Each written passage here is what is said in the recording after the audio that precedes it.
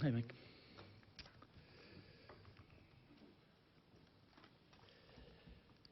Good afternoon, everyone, and sorry for this short delay. We are here for a regular press conference regarding coronavirus disease COVID-19, and as most of the days, we have WHO Director General Dr. Tedros, Dr. Mike Ryan, Executive Director of WHO Emergencies, and Dr. Sylvie Briand, Director for Global Infectious Hazard Preparedness. Just one little note, we have changed the system through which we are sending our notifications to journalists around the world. So if there are any issues with that, please let us know. But hopefully all those who have not been receiving are receiving now our notes. We will have an audio file and transcript, as always, at the end of this press briefing. And I will give the floor immediately to Dr. Tedros. Thank you, Tariq, and good afternoon, everyone. I would like to start today by talking not about COVID-19, but about Syria. Since the 1st of December, dozens of health facilities have suspended services in the Idlib and Aleppo areas. Out of nearly 550 health facilities in northwest Syria, only about half are operational. 2 attacks on health facilities took place yesterday afternoon on 2 separate hospitals in Aleppo. Luckily, there were no casualties. We repeat, health facilities and health workers are not a legitimate target in conflict, and attacks on health are a breach of international law. Nearly 900,000 people have been displaced, including 500,000 children. Children are particularly prone to hypothermia and respiratory tract infections, and due to lack of shelter, many of them are sleeping in the open with their families exposed to these elements. In the coming days, WHO is sending essential medicine and supplies across the border from Turkey to Syria, and we are sending supplies for trauma, intensive and surgical care to Idlib and Aleppo governorates, in addition to drugs for non-communicable diseases and primary health care. So, although we are now devoting a lot of attention to COVID-19, WHO is still responding to many other emergencies around the world. Let me now turn the latest on COVID-19. As of 6 a.m. Geneva time this morning, China has reported 72,528 cases to WHO, including 1,850 deaths. In the past 24 hours, China has reported 1,800 new cases, including both clinically and lab-confirmed cases. Outside China, there are now 804 cases in 24 countries, with 3 deaths. In the past 24 hours, there have been 110 new cases outside China, including 99 on the Diamond Princess cruise ship. We have now had cases of COVID-19 outside China for more than a month. We're supporting national authorities in every country that has cases to track the virus and understand how people were infected. So far, there are 92 cases in 12 countries outside China of human-to-human transmission. At the moment, we don't have data on cases outside China. That's you, boss. There you go.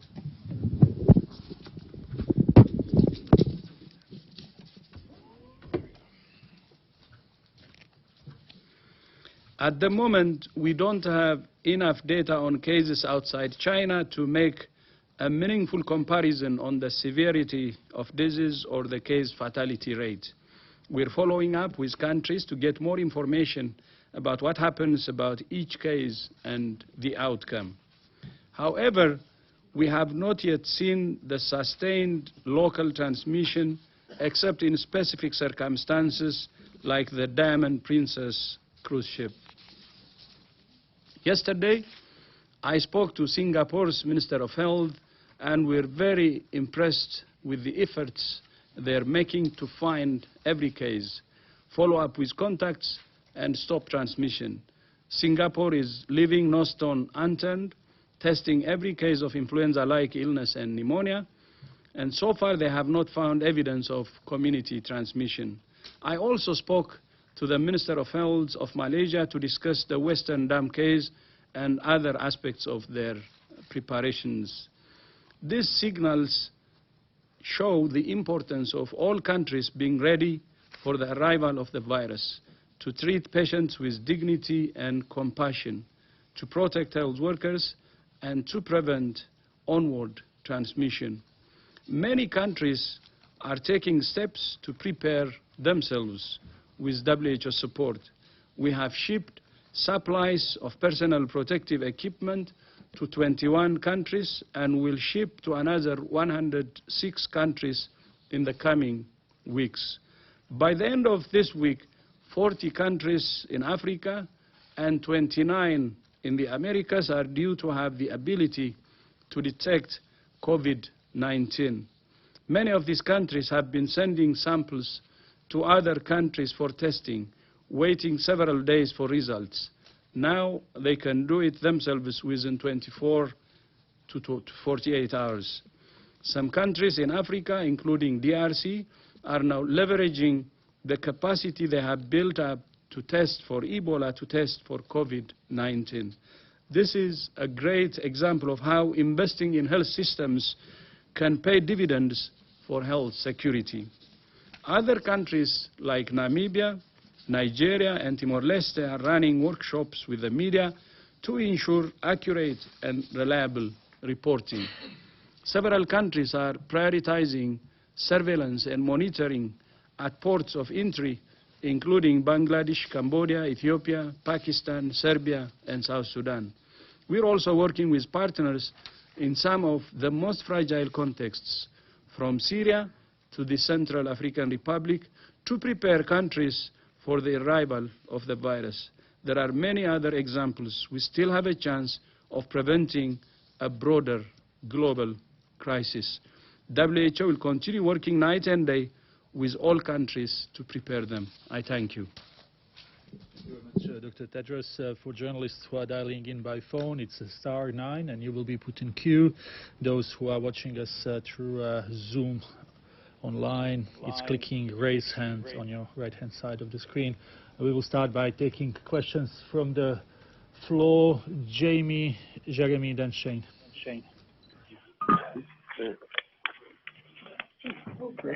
Great. Please use the mic. Hi, can you hear me? Hi, I'm Jamie, Associated Press. You mentioned the Diamond Princess, and you mentioned that there's some specific instances where there has been some transmission outside of China. How is it possible that this ship, which was meant to be quarantined, are you listening? Sorry.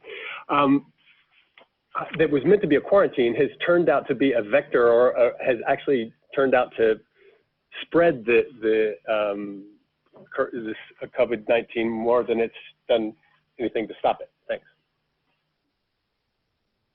Question in there, Jamie. Yeah. Could you repeat it? Because you know me well enough. The situation on the ship obviously has evolved, and the authorities in Japan obviously initially made a decision to quarantine all their passengers on that ship, which allowed passengers to be kept together in an environment where they were could be observed and where they could have separate accommodations and everything else. This was much more preferable, obviously, at the time necessarily having everyone disperse around the world. But obviously the situation on the ground has changed, and clearly there's been more transmission than expected on the ship, and I think the authorities in Japan are adjusting to that reality now and taking the necessary public health measures with other countries to evacuate people and deal with their follow-up in a different way. But it's very easy in retrospect to make judgments on public health decisions made at a certain point. I think it's clear that, and I've said it here in previous press conferences, that there are sometimes environments in which viruses can spread, and cruise ships and other hotel metropole I've mentioned before and others. There are particular environments in which disease can spread in a more efficient way. But again, in terms of the overall number of people who are on the ship, the vast majority of people on the ship do not have COVID-19. A good number do, and a good number have very, very mild symptoms. So I think we need to, again, keep our heads here and put this in perspective. It's an unfortunate event occurring on the ship, and we trust that the authorities in Japan and the governments who are taking back people will be able to follow up those individuals in the appropriate way to ensure that they get the appropriate care if they are cases, and if not, that they are reintegrated into their communities. But yes, it will be very important to study this particular event and see what the issues have been that have led to transmission to the people who've been on that ship. Thank you very much, Jeremy, then Shane, then Nina. If you could just press the little button. Yes, thank you. Okay. I would like to have your comment on the recent measures taken in Beijing. Basically, everyone leaving the city is placed under quarantine. I don't think you had a comment on that yesterday, so I'd like to have a comment on that. Do you think it's effective? Do you think it's too much? I remember that at the beginning of the crisis, you hoped that the confinement measures won't take too long in Hubei. Apparently, that's completely the opposite now. So just a word about those recent measures, and maybe from Dr. Briand in French, if I may. You want me to start in French? Oui, ça va. Ok, d'accord. Non, je pense que toute mesure de santé publique, en fait, peut être évaluée après un certain temps. Et donc, pour l'instant, les évaluations qu'on a sur ces mesures sont surtout à partir de modélisations mathématiques, où on met les données dans la machine et on voit avec différents scénarios, en fonction des mesures, quels auraient été les résultats attendus et quels sont ceux qu'on a actuellement. Et on a vu donc probablement la réduction des mouvements avait permis de réduire en fait la vitesse de propagation de cette épidémie de quelques jours à l'intérieur de la Chine et de quelques semaines à l'extérieur de la Chine. Donc basé sur ces premières estimations, dans ce cas-là, on prend les mesures complémentaires en fonction de l'intensité de transmission dans certaines localités. Donc c'est ce qui s'est passé à Pékin. Ils ont donc pris les mesures un peu plus drastiques pour pouvoir justement limiter les mouvements et permettre de mieux contenir l'épidémie à cet endroit-là. Donc, est-ce que c'est efficace? Ça, on le saura, je pense, dans quelques jours, puisque on a maintenant un peu mieux cerné les durées d'hospitalisation, aussi les durées entre le moment où la maladie commence et le moment où les gens sont complètement non contagieux sur certaines études, et il s'écoule à peu près 20 jours entre le moment où la maladie commence et le moment où les gens sont vraiment guéris. Donc ça nous donne aussi une idée du temps qu'il va nous falloir pour pouvoir évaluer l'efficacité des mesures. Very short English version of what is. So, okay, currently the measures are evaluated based on modeling. And so we use the data we have to imagine what could be the scenario if nothing is done, and what could be the scenario with the current, what is the current situation with the data we have. And so modelization has shown that those measures on movement restriction have delayed the dissemination of the outbreak of 2 or 3 days within China and a few weeks outside China, 2 or 3 weeks. So based on this, then it shows that those measures, if well implemented, could have an impact on the propagation of the outbreak, and that's why measures are now taken in Beijing to strengthen the control of the outbreak and postpone the peak, the peak of it, give more time to treat the problem. But in fact, we will know only after some time when those measures are really effective, because it takes more or less, from some studies we have now, around 19 days between the onset of symptoms and the days where people are completely cleared from the virus. Thank you, Dr. Brian. Shane, then Lisa. No, that one just behind, small one just below. Okay, thank you. So my first question, I have an original question. It's about Dr. Tedros. You mentioned from China Central Television. Sorry to mention that. Dr. Tedros, you mentioned that you are not getting enough data from the other countries outside of China. So what's the problem inside that? Are the countries not willing to provide the data, or what's the reason behind that problem? And also for Dr. Brian, that you just mentioned, there's a modeling that 2 days has been delayed for the transmission and 2 or 3 weeks for the world, 2 days for China. So that is a WHO modeling, or that's from the China side that you are quoting from? Yeah. Would you like to take it? Sure. With regard to data from all countries, we fully recognize that all the affected countries are under extreme duress, and their primary responsibility is to their own citizens and to dealing with the public health challenge that they face. But we continually ask that they share with us the core data that we need, and I would say that it hasn't been absolutely smooth sailing with any country so far. It's been because we've had to request a number of countries to speed up their data sharing, but we don't believe this has not been through a lack of transparency. Quite frankly, this has been through the urgency and the difficulties of gathering data in these situations, collating that data, and then sharing it outside a country. And in some cases there are data protection issues, there are citizen protection issues, there are issues around sharing any kind of line listed or individualized data on individual patients, and then there are some logistics issues.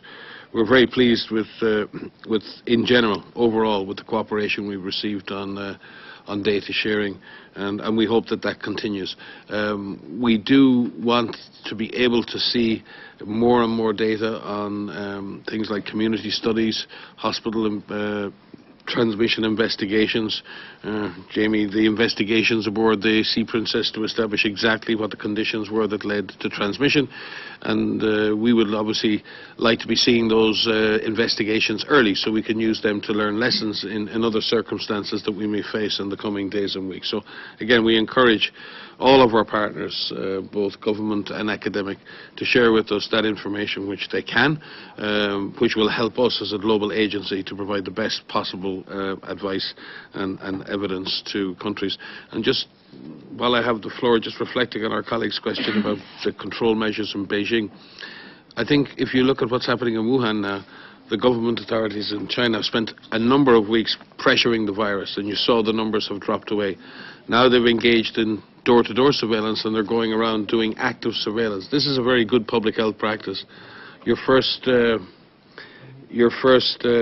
think we've got gremlins in the system today everywhere. The screens are going crazy, the lights are going crazy. But we like to see progressive implementation of public health measures. So the first objective in Wuhan was to contain the virus at the epicenter, and you've heard the Director General speak, fight the virus at the epicenter. Suppressing that virus now allows space to really do much more active surveillance. while the authorities there are doing that act of surveillance, they don't want the virus to return to other places. Beijing is a central point in the country where many, many workers return to. So what China are trying to do is, while they're getting success in putting out one fire, they don't want the fire to start somewhere else. So they're taking very directed measures to ensure that people returning to the city are observed and monitored. Now, you can argue whether those measures are excessive or whether they're restrictive on people, but there's a lot at stake here. There's an awful lot at stake here in terms of public health and in terms of not only the public health of China, but of all people in the world. So what we like to see is well thought out, evidence-based public health measures that pay due respect for people's individual liberty and individual human rights.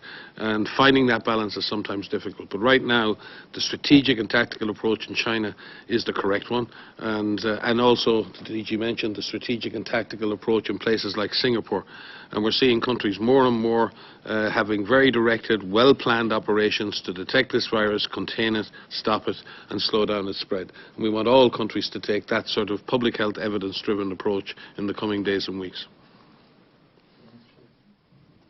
Yes, on the modeling, so these are not WHO data. These are data coming from the expert network we have, and we conduct a teleconference on a weekly basis with a number of modeling groups across the world. And so those groups usually are publishing their data on the scientific literature, but we have the luck to have some preprint articles, and this is where it comes from. But just a note of caution, you know, modeling is based on assumptions, so the modeling are getting better when you have better data to put into the model. So currently, they are still on those public health measures using assumptions, and I hope that soon we will have much better results, or more robust results, when we have also better data on the speed of spread of the infection. Thank you very much. Let's just try to have one question per journalist so we can give chance to others. Nina, and then we will go online. Nina Larson, AFP. On the data, I was wondering, for the international mission that's in China now, are they going into Wuhan? And also, are they going to go to Xinjiang? Because I'm wondering if you are confident of the numbers that are coming out of Xinjiang due to the fears that it could spread pretty quickly within the camp system there. And the same for DPRK. They're saying they have no cases. Are you confident that that's correct? Thank you. On the expert team, they're traveling to the two provinces, and based on the need, they may also travel to Wuhan. So, you know, all options are open. And on the specifically, you know, the Wuhan situation, although this team can also travel, we had our WHO experts already in Wuhan, starting from January. So we had presence on the ground, actually. The presence of the experts could also help, but we were there before. On the issue of for Xinjiang and others, we've picked at the moment the two provinces, Guangdong and Qingzhen, because they're the places where we have differential impacts, and they're accessible to us, as well as Beijing itself. And then there will be another decision to move out beyond that again into another wave, and that will again be risk-based.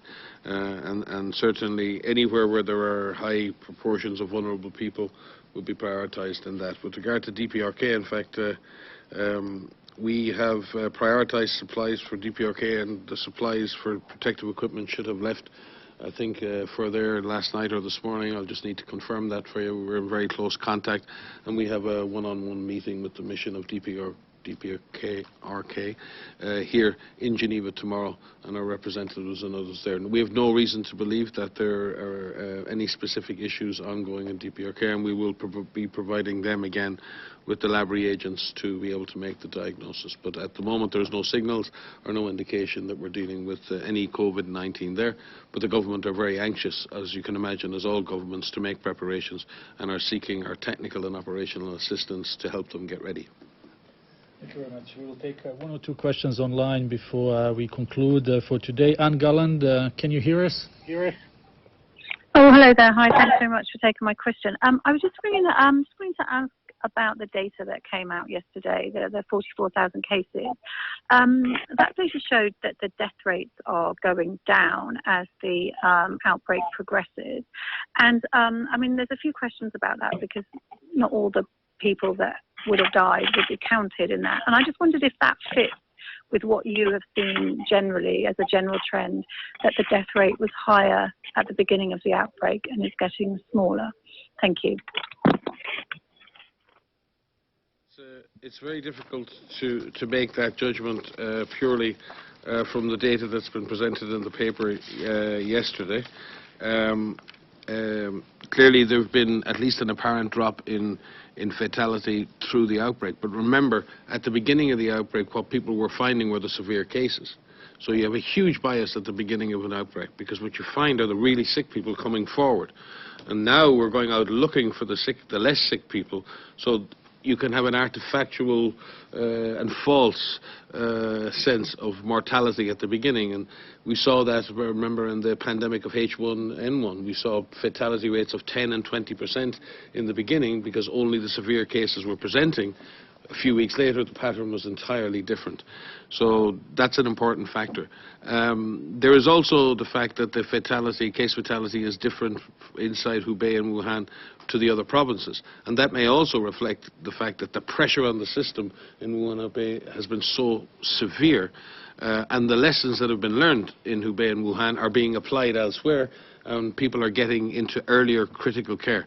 One of the issues has been predicting the patients who have the comorbidities and the underlying conditions, and ensuring that they're transitioned into the critical care or the severe care pathway early, and that we're not blocking up the system with the mild cases. And I think the system in China, for example, has got much better at prioritizing those more likely to be severely ill into the system. It's also very difficult in critical care to ventilate so many patients and do ECMO with so many patients. It takes quite a lot of technical skill. It's not just the machinery, it's the technicians who use that. And again, bringing them up to speed, bringing in the emergency medical teams. Remember, 127 emergency medical teams, nearly 10,000 specialist medical workers were sent into Hubei from outside. Pre-trained, pre-certified medical teams who were used to mass casualty management. They would have helped to reduce case fatality.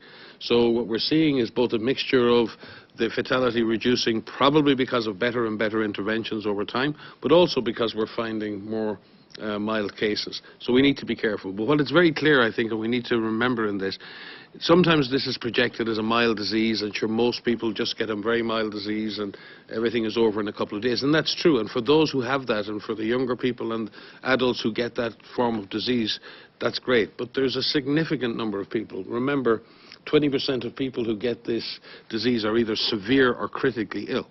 So we really do have to focus on how we can engage in providing them with life-saving interventions. We are graced with the fact that China has an advanced healthcare system and can provide such intensive care to so many. Our fear has always been that disease reaching a country with a weaker health system who will not be able to mount such a response. And again, there are many, if you look at the numbers, many people have been admitted to hospital, many have been released, but there are still lots and lots of people in hospital for a very long time. It takes a huge effort on behalf of a health system to have people in hospital on average for 20 days at the level of intensive care. So the system becomes overdriven by so many people requiring such long-term care. So we can see the stresses in the system, and we need to be mindful of that. But our hope is, as we find more and more milder cases, that the overall fatality of the disease will be less, because obviously that's less scary for people.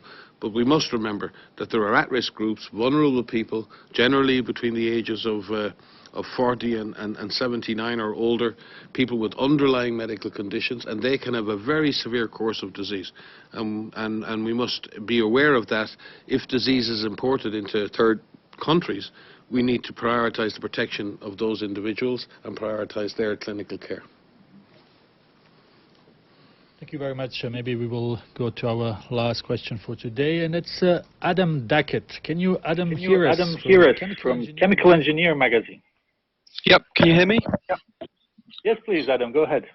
Excellent. I'm just wondering, do you have an update on how vaccine development is progressing and when you might expect first clinical trials in humans to begin? Thank you, Adam. Thank you, Adam. We don't have new data since the research meeting, and at this meeting they were discussing about having a candidate vaccine in around 16 weeks from now.